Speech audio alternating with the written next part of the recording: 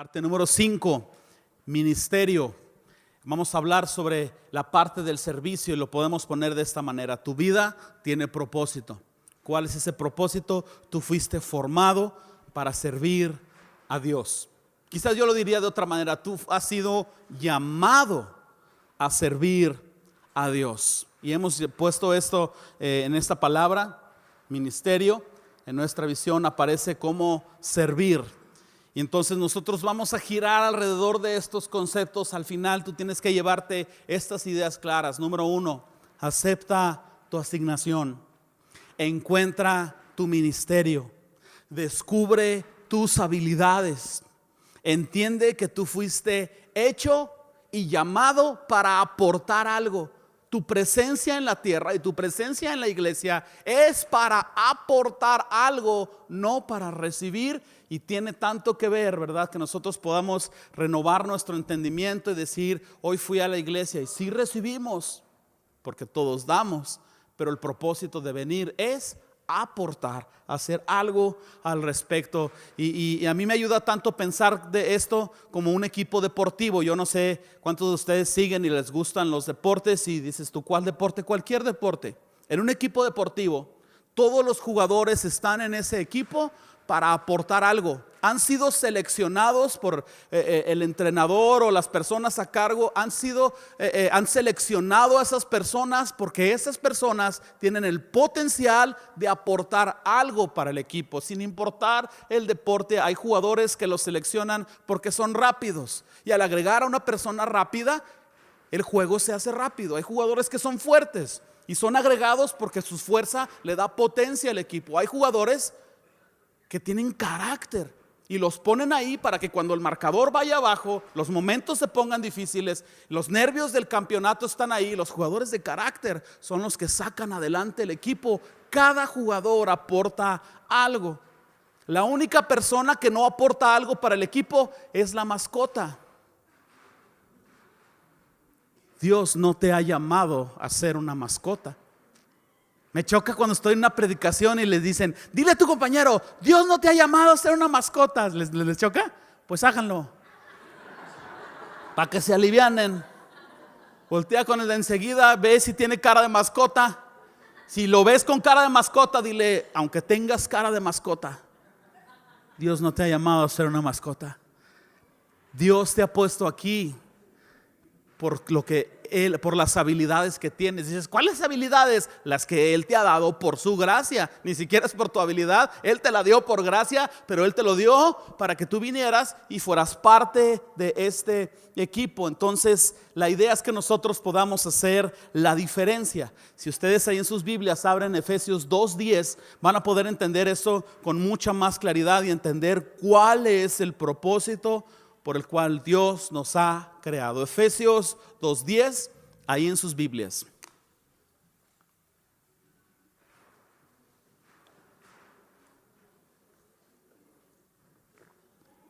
Dice Efesios 2:10, porque somos hechura suya, creados en Cristo Jesús para buenas obras, las cuales Dios preparó de antemano para que anduviésemos en ellas. Muy bien.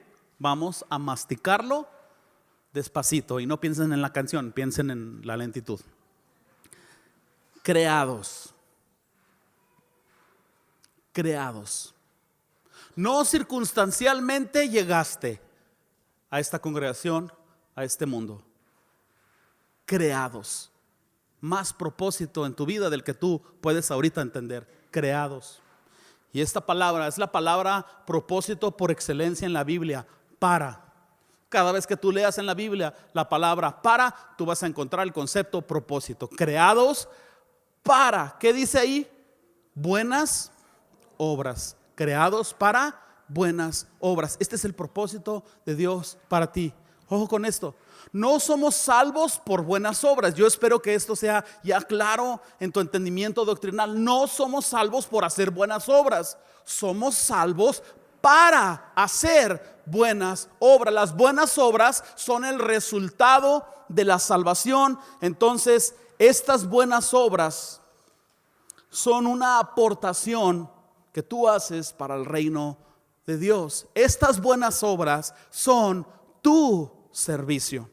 Y si Dios te preparó de antemano tu vida para que hicieras buenas obras, es natural tener una expectativa, o que Dios tenga una expectativa de ti, que tú hagas una diferencia, que tú te actives a servir, que tú actives tus dones, que tú encuentres tu lugar en el cuerpo, que tú transformes tu vida de un recién congregante a una persona que cambia, que hace la diferencia. Que cambies y transformes tu vida de una posición de mascota a una posición de un jugador titular en el equipo. Fíjate que a mí me asombró mucho cuando escuché que el equipo de staff de Billy Graham, que honramos su memoria, ese equipo de staff podía anticipar con 6 meses antes, podía anticipar cuántas personas iban a ser convertidas a Cristo en la siguiente campaña. 6 meses antes ellos tenían sus proyecciones y ellos decían casi con precisión cuántas conversiones habría en la siguiente ciudad. Y claro, yo hice la misma cara que tú, dije, pues ¿cómo le hacen? ¿Dónde está la bola de cristal? ¿O dónde está escrito? Y es que el equipo de staff naturalmente registraba, previo a la cruzada, registraba cuántos voluntarios, cuántos servidores estaban en las listas. Y la experiencia de campaña a campaña los llevó a desarrollar un índice. Entonces ellos vieron tal cantidad de servidores produce tal cantidad de conversiones. ¿Por qué razón? Porque ese es el índice de impacto que la iglesia local tiene sobre su comunidad. El número de servidores nos dice el número de impacto que nosotros tendremos para salvación. Yo sé que más de una persona se ha preguntado, ¿cómo hago para hacer crecer la iglesia? Los pastores se preguntan, ¿cómo le hago? Los líderes, las personas a cargo de ministerios están pensando, algunos en una estrategia mejor, otros están buscando un avivamiento, otros están buscando ser una iglesia relevante, otros están jalándose los cabellos. Por eso la mayoría de los pastores tienden a estar pelones. Están jalándose los cabellos ahí. Yo no. Para que vean. Pero si yo les mostrara las cicatrices emocionales que es, no, olvídense, parecería yo no sé qué cosa. Y estamos aquí, ¿no?, en este negocio preguntándonos, ¿cómo le voy a hacer para hacer crecer esta iglesia? De entrada no la hacemos crecer nosotros, el Señor es el que da el fruto y el crecimiento. Pero quizás la pregunta correcta debería de ser, ¿cómo hago para hacer crecer el número de servidores? Porque haciendo crecer el número de servidores, el índice de impacto en la congregación crece y las personas son alcanzadas. Claro, yo entiendo todo lo demás doctrinal, ¿verdad? El Señor los atrae, entiendo el concepto del evangelio, pero el punto al que yo quiero destacar hoy es que crecen los servidores, crece nuestro impacto. Entonces, yo me he hecho esta pregunta, ¿cómo hago para hacer crecer los servidores? Y una y otra vez el Señor me guía a través de sus palabras. Aparece en pantalla la respuesta de Dios ante esta pregunta. La mies a la verdad es mucha, mas los obreros pocos. Por tanto, rogad al Señor de la mies que envíe obreros a su mies. Y no sé si te ha tocado ver estos campos de algodón o algún sembradío. ¿Alguien lo ha visto? Aunque sean un rompecabezas, ¿no? ¿Cuánto de ese fruto pudiéramos nosotros tener? Bueno, esa pregunta la podemos responder en decir, ¿cuántos pescadores o personas trabajadoras tienes? ¿Cuántas canastas tienes para llevarlas al campo y recoger el fruto que Dios ya ha dado? Qué interesante es todo esto. Entonces avancemos al primer punto. Encuentra tu ministerio.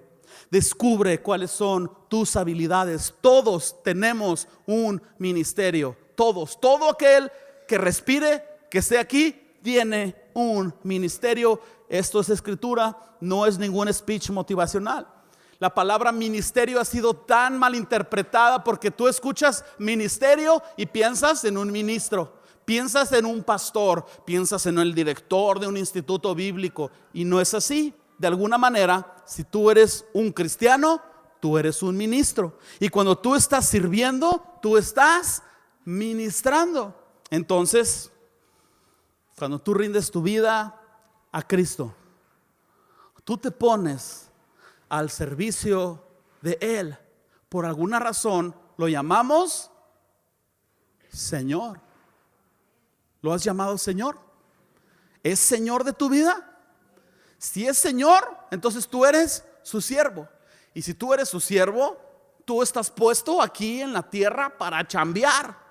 Chambear es una palabra hebrea que no tengo tiempo de explicarles. ¿Sí saben, verdad? Estás aquí para trabajar. Desde el momento en que tú dices Señor, dos cosas. Número uno, se hace como tú dices. Número dos, estoy aquí para que tú me digas qué es lo que tengo que hacer. Trae agua, traigo agua. Pon sillas, pongo sillas. La canción esta, ¿verdad? María Cristina me quiere gobernar. ¿Ah? Quítate la ropa y me la quito. Y no, que no, que. Muy bien. Luego les explico. La noche que Jesús fue arrestado, tomó la última cena con sus discípulos. Tú lo tienes bien ahí ubicado. Si quieres saber más precisamente, en tu casa con calma ve al capítulo 13, 14, 15 en delante de Juan. Pero Jesús, esa noche que fue arrestado, tomó la última cena con sus discípulos. Después de haber cenado, fíjate bien, están golpeando a un niño. Dimos la orden, si no quieren comer, que les peguen. ¿Cómo no? No se crean, no se crean. Es parte de la disciplina. Claro que sí. Claro que sí. Si el niño llora, perdón, voy a hacer un paréntesis, perdónenme. Si el niño llora y tú dejas de hacer algo o haces algo porque el niño llora, el niño tiene el mando. El niño tiene el mando de las cosas. Nos dijo un doctor, ningún niño se ha muerto por llorar. Y es cierto, ningún niño se ha muerto por llorar. Un día voy a predicar ¿verdad? Cómo amansar a los hijos. Digo, ¿cómo? Cortas esta parte del video, hermano, por favor. Un día de estos nos vamos a ejecutar a los hermanos. Ok, regresando al punto. La noche en que Jesús fue arrestado, tomó la cena con sus discípulos. Después de haber cenado, dice la escritura que Él se ciñó. Cuando tú lees en la Biblia se ciñó, quiere decir que su túnica larga estorbaba para lo que iba a hacer. Entonces tomó la orilla de su túnica, la dobló hacia su cinturón y se la fajó. Es lo que hacían para entrar en batalla o para hacer trabajos pesados. De una falda larga de la túnica hacían una falda corta. Jesús se ciñó, tomó una toalla, tomó agua y tú sabes lo que hizo, lavó los pies de sus discípulos. Nadie los había lavado, pues ellos andaban ahí caminando entre la tierra. Formalmente no habían entrado a una casa. Ok, Jesús lavó los pies de sus discípulos, terrosos llenos de popós de animales, de zoquete de la tierra, yo no sé qué tanto más. Y esta era la labor, ustedes lo saben, esta era la labor que el siervo de más bajo nivel hacía en una casa. Los discípulos están impactados que Jesús lo está haciendo. Después de haber lavado sus pies, Él cita las siguientes palabras que aparecen en pantalla. Porque ejemplo os he dado, para que como yo os he hecho, vosotros también hagáis. Jesús nos dio el ejemplo de humildad y de servicio. Yo sé que personas han llegado a la congregación y han como que tenido una pausa en decir, híjole, tengo que entrar nuevamente a un curso, tengo que asistir a un grupo en casa, tengo que empezar otra vez de cero. Déjenme decirles cuál es mi pensar en base a esto y en mucho más de la palabra de Dios. Nadie es demasiado grande en el reino de los cielos como para no empezar desde cero nuevamente. Nadie lo es. Nadie lo es. Jesús dijo, porque ejemplo os he dado. Nadie es demasiado grande para decir, no, o sea, yo ya fui pastor en una iglesia, a mí pónganme a predicar. No, hermano, no es la iglesia donde tú vas a predicar. Hay sillas, hay escobas, hay baños. Y todo lo que digo y todo lo que hacemos ha sido en este entorno. ¿Me explico?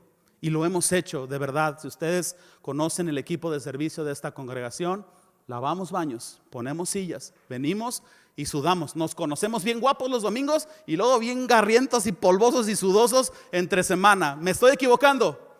Este es el camino, porque ejemplo nos ha dado el Señor. Nadie de nosotros tiene un nivel en el que esté superior. Si Jesús mismo lo hizo, nosotros mismos lo hacemos. Por tanto, el llamado de Dios para ti significa en tomar la postura de humildad y servir a Dios sirviendo a las personas. Y esto es tan saludable. Cada vez que tú lavas un baño, pones una silla, cantas una alabanza, lo haces para Dios y no para las personas. Haciendo esto, tu servicio será tan saludable. Y lo que hacemos es simple y sencillamente suplir las necesidades de las personas. Ahora, si fuera de broma, hay niños ahí que están siendo cuidados. Mientras alguien cuida a los niños, ustedes escuchan la palabra de Dios. Alguien más está supliendo la necesidad de padres y mamás.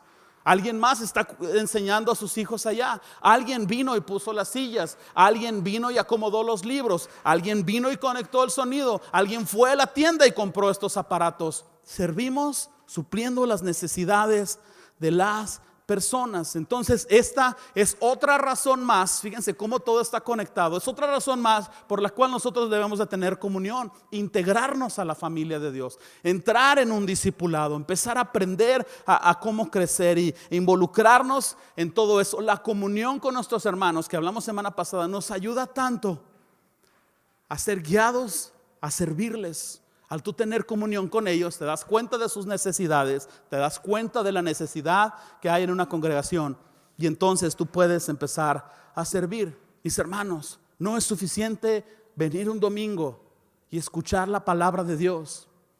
Es necesario poner en práctica los principios que aprendemos de la palabra de Dios.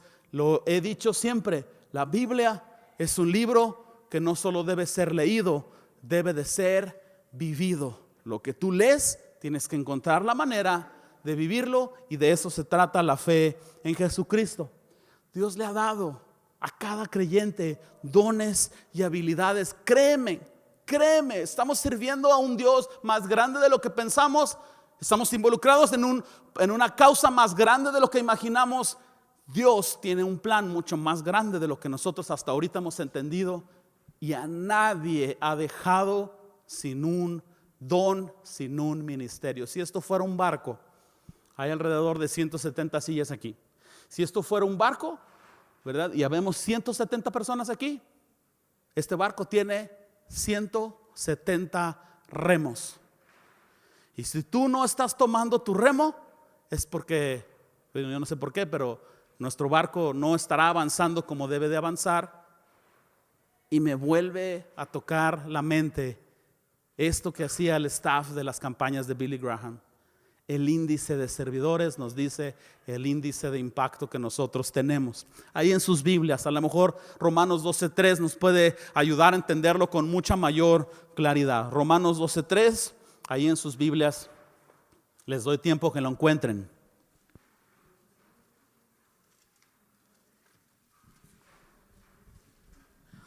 Digo pues, por la gracia que me es dada, a cada cual que está entre vosotros, que no tenga más alto concepto de sí del que debe de tener, sino que piense de sí con cordura, conforme a la medida de fe que Dios repartió a cada uno. Porque de la manera en que un cuerpo tenemos muchos miembros, pero no todos los miembros tienen la misma función, así nosotros, siendo muchos, somos un cuerpo en Cristo, y todos miembros los unos de los otros. De manera que, teniendo diferentes dones, según la gracia que nos es dada, si el de profecía, úsese conforme a la medida de la fe, o si de servicio, en servir, o el que enseña, en la enseñanza, el que exhorta, en la exhortación, el que reparte, con liberalidad, el que preside, con solicitud, el que hace misericordia, con alegría. El amor sea sin fingimiento, aborreced lo malo, seguid lo bueno, amaos los unos a los otros con amor fraternal. En cuanto a honra, prefiriéndoos los unos a los otros. En lo que requiere diligencia, no perezosos, fervientes en espíritu, sirviendo al Señor. Hay tanto en este pasaje. El capítulo 12 de Romanos está tan enriquecido con tantas cosas. Lamentablemente no podemos poner todo en un solo domingo, pero vamos a resaltar 4 o 5 conceptos aquí. Vámonos con el primer concepto basado en este pasaje. Número 1, ahí en el versículo 5 leímos: somos un cuerpo en Cristo. Y fíjate esta palabra, y todos, ¿cuántos? Todos miembros los unos de los otros.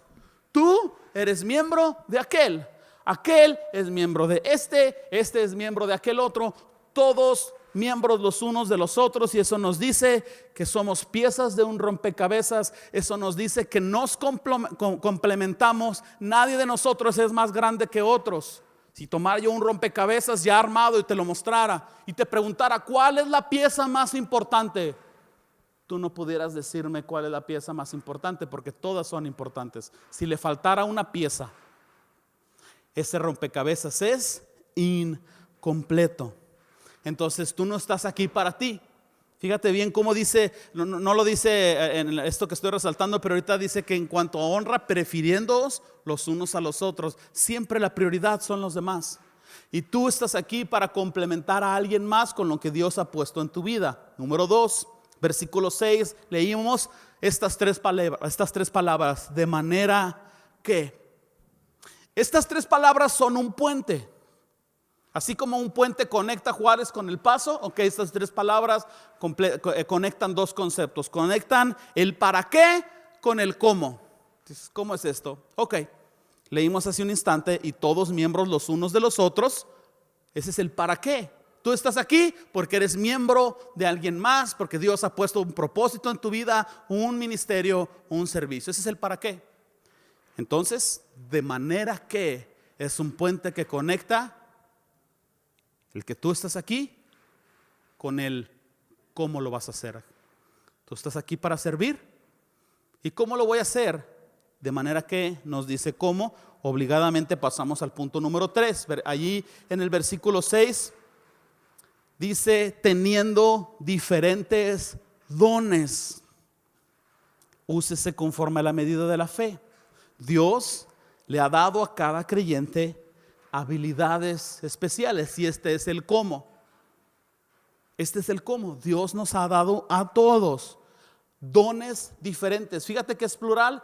Dice que son regalos que Él nos ha dado. Dice que son diferentes, y como son diferentes, naturalmente tiene sentido el por qué entonces nosotros nos complementamos. ¿Por qué Dios nos mandaría a hacer una tarea si no nos da las herramientas? Piensa en un ejército. En un ejército, si tú dices todos son pilotos y subes a todos en aviones, ¿quién va a conquistar el terreno por tierra?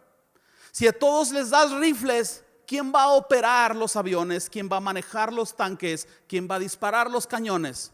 ¿Quién va a hacer la comida? ¿Quién va a estar en los radares?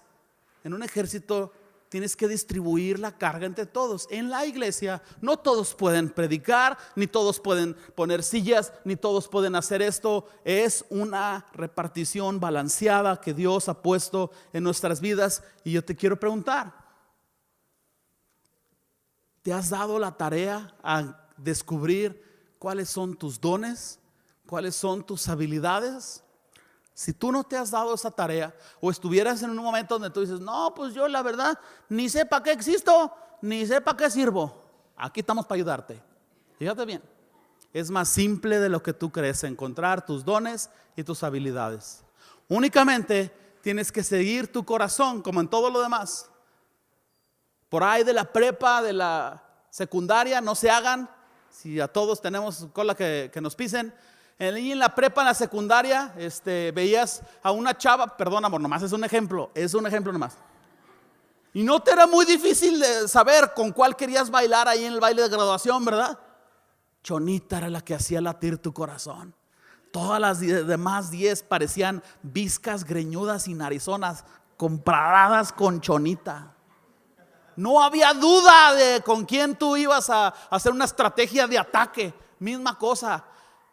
Chon, ahí parado, no importa ese Chon qué forma física tuviera, Chon era el elegido. Solo tenías que seguir tu corazón, simple, ¿no? Tú tienes que seguir tu corazón. Dios nos ha dado un corazón, y la Biblia dice que nuestro corazón es el área en donde nosotros tenemos ese manojo de emociones, esperanzas, pensamientos, que el corazón es lo que dirige tu vida. Lo único que tú tienes que hacer es ver por dónde late tu corazón. Probablemente vas a tener que hacer de todo y ya saber exactamente qué y cómo, pero hay ciertas actividades que hacen latir tu corazón. Hay ciertas conversaciones que hacen latir tu corazón. Hay ciertas predicaciones que hablan a tu vida y tú dices, esta era para mí, esto es lo que yo tengo que hacer. Tu corazón se acelera en una taquicardia espiritual en las áreas en las que el Señor te dice, hey, tú tienes esto, tú haces esto. Y de alguna manera por ahí es por donde tú te tienes que dirigir. Y una vez que tú descubres tus habilidades, tus dones, no es muy difícil saber que para allá va la cosa en tu vida. Entonces, por alguna razón, te agrada hacer estas cosas. Si me permites leer nuevamente este pasaje ahí en Romanos, en el 12:6, pueden ustedes seguirme ahí en la Reina Valera. Yo lo quiero leer en la Nueva Traducción Viviente. De nuevo, pueden seguirme o pueden solamente escucharlo. Perdón que no lo puse en pantalla. Hoy en la mañana tomé la decisión de leerlo en esta parte. Leo 12:6 de ahí de Romanos, en la Nueva Traducción Viviente. Dios en su gracia nos ha dado dones diferentes para hacer bien determinadas cosas. Por tanto, si Dios te dio la capacidad de profetizar, habla con toda la fe que Dios te haya concedido. Si tu don es servir a otros, sírvelos bien. Si eres maestro, enseña bien. Si tu don consiste en animar a otros, anímalos. Si tu don es dar, hazlo con generosidad. Si Dios te ha dado la capacidad de liderar o de ser líder, toma la responsabilidad en serio. Y si tienes el don de mostrar bondad a otros, hazlo con gusto. No tengo tiempo de resaltar otras listas de dones en Corintios y en la Escritura. Estamos simplemente hablando términos generales, pero entonces en algunas de estas áreas tú vas a encontrar que tu corazón late. Mi consejo es, empieza a desarrollarlas. Mi consejo es, no vas a llegar al desarrollo de estas habilidades de la noche a la mañana. Es un proceso. Punto número 4, versículo 6 nos ayuda a entenderlo. Dice, úsese conforme a la medida de la fe, sin importar qué habilidad o qué don haya citado en la Escritura o qué don tú tengas. Fíjate estas palabras, úsese conforme a la medida de la fe. La medida de la fe es el índice de madurez que tú tienes. Si tú crees que Jesucristo es el Hijo de Dios y crees que irías al infierno si no te rindes a Él, tu fe te lleva a poner en acción lo que tú crees y entonces tú das el primer paso. La fe que tú tienes en lo que crees determina lo que tú haces. De hecho, la manera en cómo tú vives hoy está basada en lo que tú crees.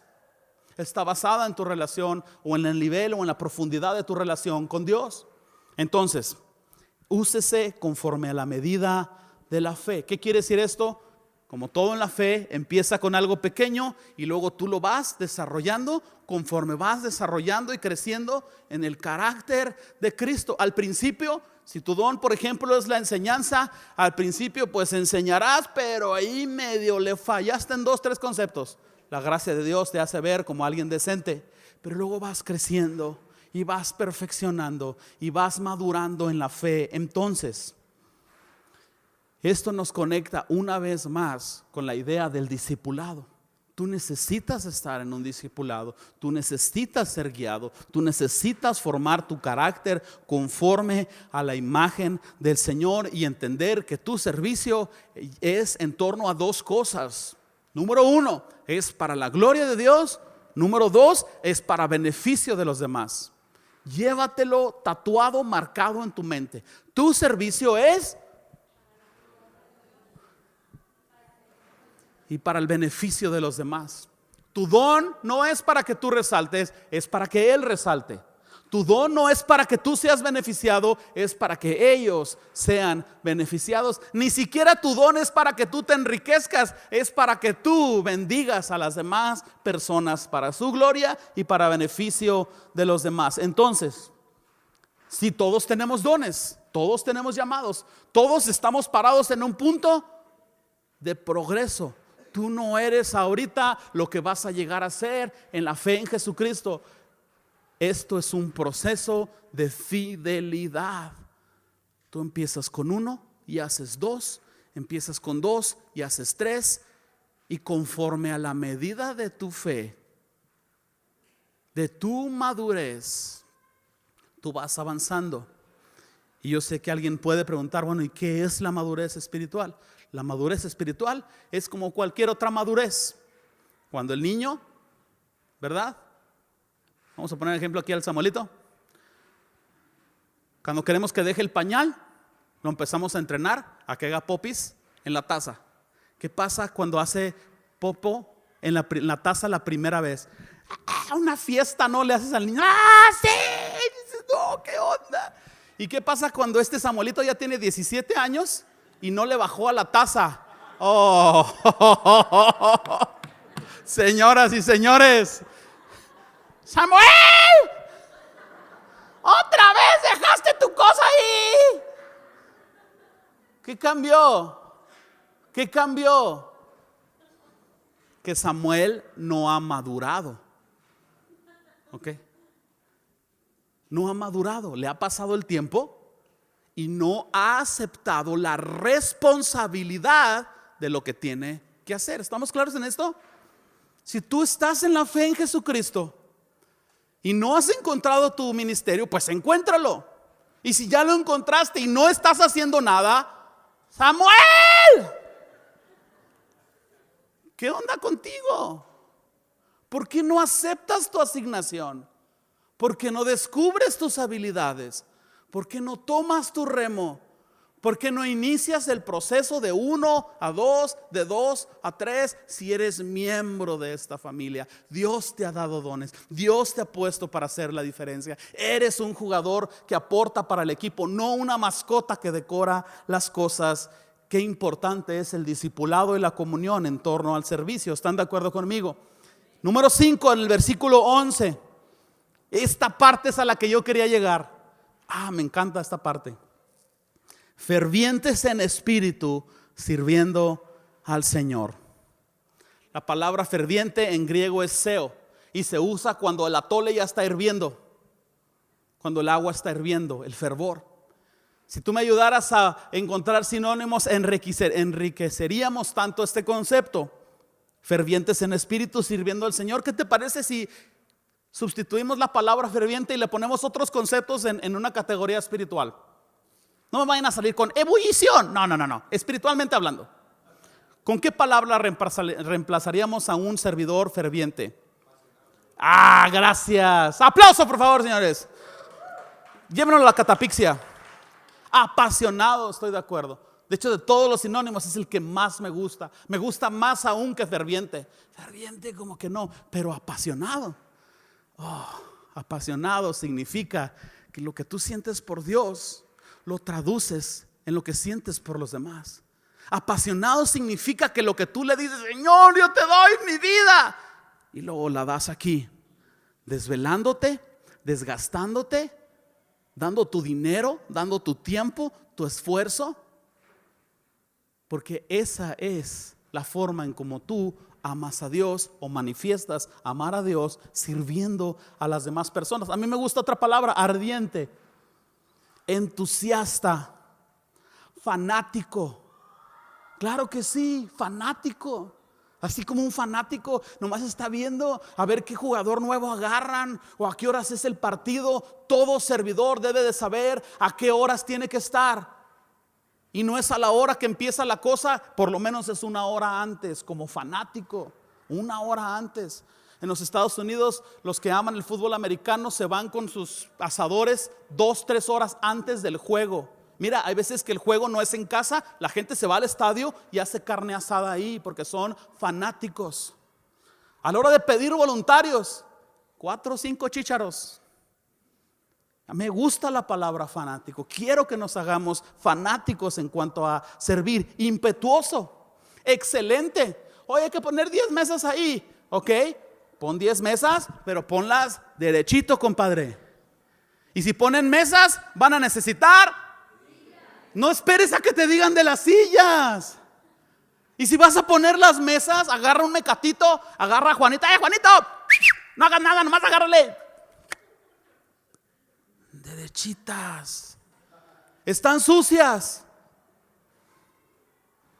tengo que decir qué se tiene que hacer. ¿Un trapito? ¿O se quita los calcetines, amigo? Poquito fabuloso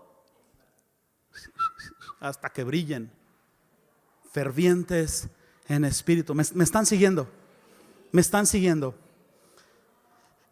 Esta palabra en hebreo me gusta, probablemente después de apasionado es la mejor. Bien chambeador. Bien chambeador. Bien chambeador. Piensa en alguien que hace una diferencia en el reino y no es alguien flojo. Cita a 10 hombres de Dios increíbles que sean inspiración para tu fe, y los 10 son bien trabajadores. Yo honraría a Chris Richards. Este señor es otra cosa. Yo he estado con él y espero que se edite esto del video, pero llega ahí, órale, ¿por qué no han terminado? Mi abuela embarazada lo haría más rápido que tú, y una tortuga sería más efectiva que tú, pero está con un martillo y con un taladro en la mano cortando tablas y haciendo esto. ¿Me explico? Lo ves ahí cargando bocinas durante los eventos. No lo ves sentado de jefe, lo ves trabajando. ¿Por qué nos debería de sorprender ver el monstruo de ministerio que es Vino Nuevo El Paso? Si está forjado con trabajo. Y este no es un asunto de ideas doctrinales o que sí o que no. Esto es un asunto de trabajo. Entonces, ojo con esto. En base a esto, ¿verdad? Yo pienso que nosotros debemos de ser exigentes con nuestros servidores. Yo creo que las personas deben de servir bajo estos términos: bien chambeadores, apasionados, enfocados. Hay quienes pueden ver el vaso medio lleno, pueden ver el vaso medio vacío. Quienes lo vean medio vacío van a decir que esto es un obstáculo. Es que le ponen muchos peros a los servidores. Déjenme defenderme, o déjenme defender el concepto de servicio en la Escritura. Yo no creo que cualquiera tiene dones para hacer las cosas mediocremente. Yo no creo que la Escritura nos engaña en el concepto. Yo creo que estos no son obstáculos, son requisitos que todo cristiano debe tener. ¿Existirá un cristiano que no ama a Jesús con todo su corazón? A mi manera de pensar, no. ¿Existirá un cristiano que valora su vida como más importante que servir a otros? A mi manera de entender la Escritura, no. Jesús se ciñó y nos dijo que era ejemplo. El Señor nos está llamando a dar nuestras vidas y no las vamos a dar de mártires. Discúlpenme, no va a suceder eso en México, no en este tiempo. Pero sí vamos a dar nuestras vidas desvelándonos y trabajando duramente.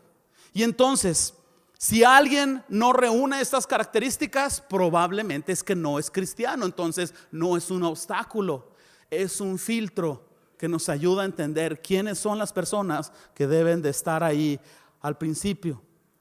Servir a Dios con pasión enfoca nuestro servicio al Señor y no a los hombres, y así debe de ser. Ojo con esto. Cualquiera puede servir, cualquiera puede trabajar, pero no cualquiera está dispuesto a tener una vida ordenada delante del Señor. No cualquiera está dispuesto a llegar temprano, 1 o 2 horas antes. No cualquiera está dispuesto a dar el 200%. No cualquiera teme a Dios a este nivel. Y yo quiero preguntar algo y ustedes lo resuelven en su propia conciencia.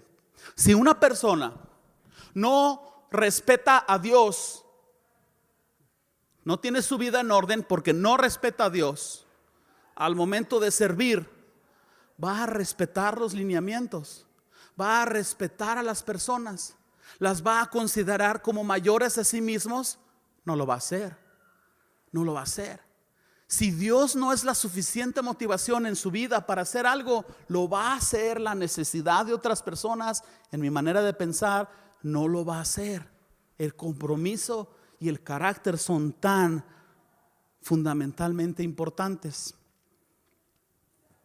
No se necesita gran ciencia para entenderlo. Ahora bien, tampoco quiero que malinterpreten. Yo no estoy diciendo que se necesita una licenciatura en teología para poner sillas. No, necesitas 2 pies y 2 brazos y nada más. Pudiéramos definir el servicio en 2 categorías. Una, las áreas sencillas que voluntarios hacen. Otra, las áreas en donde se requiere un nombramiento. Tú eres ahora un servidor, un ujier de esta congregación, tienes un nombramiento y cuando recibes el nombramiento, tú eres un representante. Y nos interesa la manera en cómo representas a Jesús. Tu manera de vestir, tu manera de ser, deben de ser congruentes con lo que Jesús ha hecho en tu vida. Los voluntarios es otra categoría, ¿no? Tampoco no se escuden que no, pues yo no he hecho los 17 cursos de esta iglesia, pues yo no levanto sillas. No, mi hermano, o sea, cada vez que tú oigas la palabra voluntario, tú te puedes anotar. Y te debes anotar porque ese es el camino. No llegas a tener un nombramiento de servidor si no te anotaste primariamente como voluntario. Piensa en esto. Yo sé que vamos de menos a más. Piensa en este criterio. Y yo sé que está la respuesta en ti. Si Jesús tuviera que escoger entre un servidor bien talentoso, bien dinámico, carismático, pero con un corazón incorrecto, su matrimonio desordenado en la fe, a un servidor sin talentos, sin habilidades, ignorante, pero con un corazón temeroso de Dios, ¿a quién tú crees que Jesús escogería? No me tienes que decir, tú sabes la respuesta. Y los apóstoles, los discípulos son la evidencia de esto. No eran los más brillantes. Hasta ves el evangelio y piensas que fue al primero que se encontró. ¿Me entiendes? Como Pedro, Señor, o sea, renegado, impetuoso. Como Mateo, corrupto y ladrón, ¿verdad? Como este otro que era celote. No me acuerdo quién era. O sea, eran personas que no reunían las habilidades, pero ¿sabes qué tenían? Pasión por Dios, temor de Dios, disposición, apasionados en su manera de servir, de manera que Dios va a llamar a los dispuestos, no a los preparados, y en el camino los va a preparar. El criterio de la iglesia primitiva para escoger a los servidores está en Hechos 6. Si no me creyeron todo lo que les dije, aquí les va. Fíjate bien. Los apóstoles querían seguir predicando la palabra de Dios y dijeron: o hacemos tortas o predicamos el evangelio. Llegaron a esta conclusión: buscad pues, hermanos, entre vosotros 7 varones de buen testimonio, llenos del Espíritu Santo y de sabiduría, a quienes encarguemos este trabajo. Los requisitos que ellos buscaron en una persona era que fuera de buen testimonio, lleno del Espíritu Santo y de sabiduría. ¿Eran obstáculos? No. ¿Para qué los querían? Para servir comida.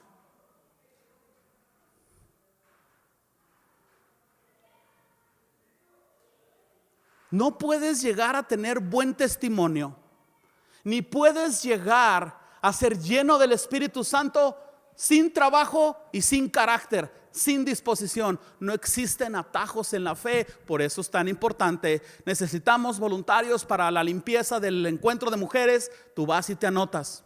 Y cuando se acaba el evento, necesitamos voluntarios para limpiar todo el desorden que se hizo, para limpiar los baños para el siguiente día. No puedes hacerlo con atajos. Tu carácter es forjado en trabajo y con los roces con las demás personas. Testimonio y llenos del Espíritu Santo. ¿Quieres saber cuál fue el final de la historia? Estos Hechos 4. Para el capítulo 7 de Hechos, tú te das cuenta que estos 7 diáconos, estos 7 servidores, eran ahora los reemplazos de los 7, de los apóstoles que iniciaron todo esto. Vemos a un Esteban que lo seleccionaron para hacer tortas en el capítulo 7, dando una disertación desde los inicios de la creación hasta el propósito que es en Cristo Jesús. Lee ese capítulo, por favor. Esteban, el hacedor de tortas, el mensajero, ahora era alguien que estaba marcando en la fe, y tú ves el progreso. Voluntario, servidor. Servidor, un hombre que está haciendo la diferencia en su mundo. Esto es un proceso y Dios nos ha llamado a todos. No eres la excepción, tú necesitas hacer la diferencia. En conclusión, y no puedo tomar los requisitos para los diáconos, ni los requisitos para los obispos de 1 Timoteo 3, ni los dones espirituales en Corintios 12. Mis hermanos, ahí después será en Navidad o en el calorón en abonos. En conclusión, tu vida tiene propósito. Tú has sido llamado para servir a Dios. Acepta tu asignación. Encuentra tu ministerio, descubre tus habilidades, entiende que fuiste puesto en la tierra para aportar algo. Empieza poco a poco, capacítate. Recuerda que Efesios 2:10 nos dice que el Señor nos llama para buenas obras y que el llamado de Dios para ti significa tomar una postura de humildad, de servicio, que se sirve a Dios con pasión. Y no te olvides que la mies es mucha y los obreros son pocos.